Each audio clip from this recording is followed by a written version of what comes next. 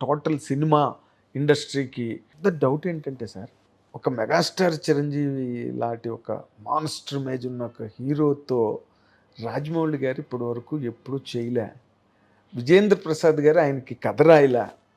నాకు అదృష్టం దక్కలేదండి, మా రాయమౌళికి దక్కలేదు. అలా కాదు కదా.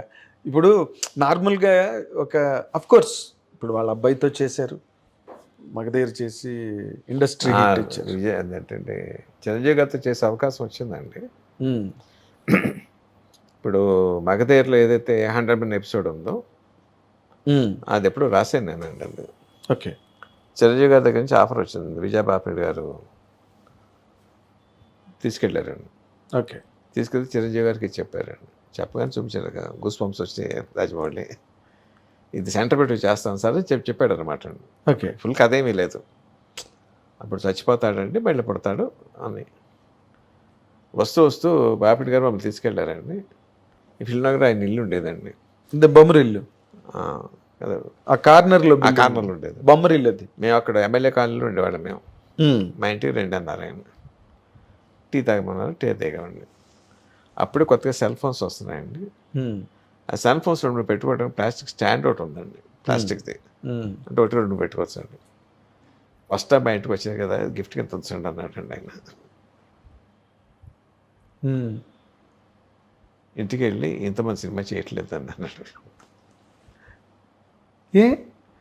అది ఇచ్చి ₹6 ఉంటుందా, ₹5 ఉంటుందండి అది. ఫస్ట్ టైం మా ఇంటికి వచ్చేది గిఫ్ట్గా ఉంచండి అని చెప్పి ఇచ్చాడంటే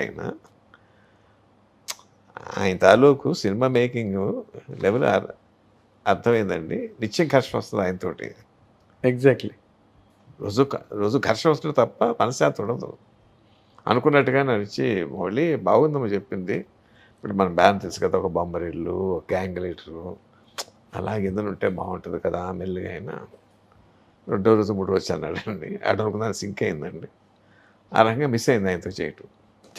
చిరంజీవి గారితో చేయడం మిస్ అయింది. ఈ కథ ఆయనతో చేయాలన్నమాట అండి. ఓకే. మగధీర ఆయనతో చేయాలి ముందు, అంటే మగధీర ఫుల్ కథ లేదు. అదే ఆ ఫస్ట్ 100 ఎపిసోడ్ అది ఒకటే ఉందండి, ఘట్టం అండి. ఓకే. తర్వాత ఇంకప్పటికేం డెవలప్ చేయలేదండి. So interesting sir. ఇప్పుడు వరకు మీరు ఎప్పుడు ఎక్కడే చెప్పలేదు ఈ పాయింట్. అయితే ఇప్పుడు ఓకే, అప్పుడు జరిగింది. ఎందుకంటే బాపిరెడ్డి గారి సంగతి అందరికీ తెలిసిందే. ఎందుకంటే ఎప్పుడు తీసినా ఆయన తప్పేం కదండి, ఎప్పుడు తీసినా ఆయన బొమ్మరిల్లు తీసారండి. అంటే స్కేల్ అలా ఉంటుంది అంతే అండి. ఆ స్కేలు ఇప్పుడు ఒక బ్రదరు ఒక ఫ్యామిలీని రక్షించడం, విజయ్ కాదు, గ్యాంగ్ లీడరు, బిగ్ బాస్ అని ఆయన ఆ దాటిపైనకి ఆయన కంఫర్ట్ ఉండదండి ఆయనకి చేయడానికి. కంఫర్ట్ జోన్, అతనికి అదే కంఫర్ట్ జోన్ ఆయనకి. సో ఘర్షణ వస్తుంది తప్ప వారితో చేస్తే at the same time is very successful అండి. తప్పట్లేదు. అవునండి. బట్ వీటి తాలూకు దృక్పథం వేరు, ఆయన దృక్పథం వేరు.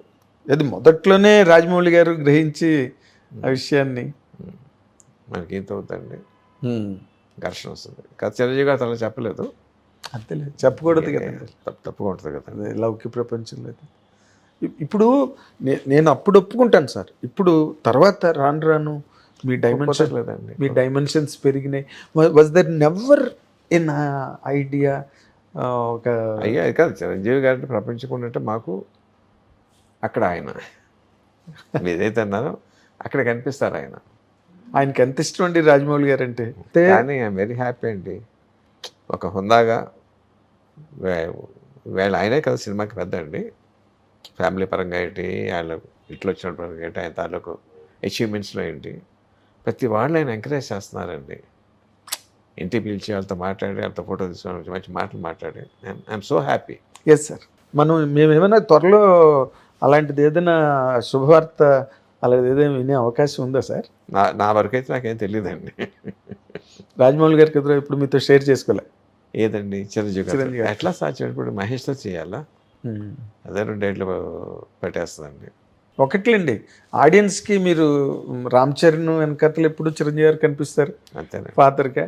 కాబట్టి మీరు ఇద్దరితో చేసిన మగధీరలో తీరింది కదండి. మగధీరలో తీరింది, వచ్చారు కదా, వచ్చారు. 100% అది కరెక్ట్ అండి. అయితే ఇప్పుడు మీరు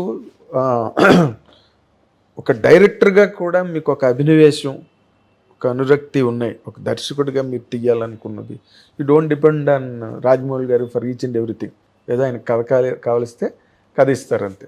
ఇప్పుడు మీరు నెక్స్ట్ ఇంకేదో ఒక చాలా సెన్సేషనల్ దీంట్లో వద్దండి, ఈ ఇంటర్వ్యూలో రియలైజ్ చేసుకుందాం మనం. ఇప్పుడు నార్మల్గా నేను దీన్ని వేరేగా డైవర్ట్ చేస్తాను. అంటే మీ దగ్గర నుంచి ఒక ఏదో చాలా స్పెషల్ ఫిల్మ్ ఒకటి వస్తున్నది అన్నది మాత్రం వింటున్నాం సార్. మరి ఆ స్పెషల్ ఫిల్మ్ వార్తలు మరి మీరు ఎప్పుడు చెప్తారు? చెప్తాను, రైట్ టైంలో చెప్తాను. Thank you.